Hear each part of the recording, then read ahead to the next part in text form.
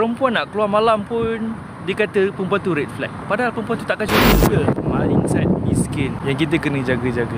Selalunya orang fikir nak berjaya ataupun nak kaya ni kita kena kerja keras, kita kena rajin.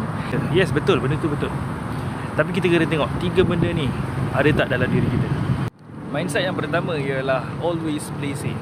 Cuma kita tengok, kita ni jenis yang takut kena ambil risiko. When it comes to pelaburan, when it comes to money, when it comes to grow, takutlah nak ambil risiko ni, takut nak buat benda yang baru. Saya rela buat benda yang sama, saya rela dapat return sikit, tapi tak nak ambil risiko. Korang macam tu ke? Yang seterusnya ialah I love competing but not collaborating. Cuba korang check, korang ada rasa, ada tak rasa macam aku punya kena lebih hebat daripada orang lain, biar lepas tekuk aku dulu. Even dengan teammate bola sendiri pun rasa macam nak compete, dengan department sebelah yang satu company pun rasa macam nak compete. Yang lagi teruk ialah satu family pun rasa nak compete, tak ada rasa nak collaborate, nak capai sama-sama pun. Padahal satu family ni, padahal satu kapal ni. Ada tak mindset macam tu? Mindset yang seterusnya ialah mindset dengki, hatred. Orang macam ni, dia punya jiwa macam ada bisul tau. Macam ada bisul. Dia tak boleh tengok orang lain lebih sikit, dia tak boleh duduk diam.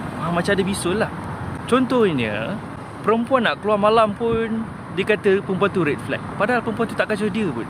Hati-hati dengan mindset ni, sebab diri korang akan merajuk. Sebab korang tak prioritisekan diri korang, sibuk jaga tepi kain orang. Personal growth dah hantar ke mana. Jadi utamakan diri sendiri ya. Personal growth always be your priority. Ni baru saya cerita sikit. Nak berjaya ni, mindset memang kena tune betul-betul. Jom kita tune kita punya mind sama-sama. Saya nak ajak korang join seminar Millionaire Mind Intensive MMI. Kali ni diorang datang kat Malaysia. Seminar ni akan berlangsung pada Januari 2025. Korang boleh register dekat bio saya. Jumpa kat sana.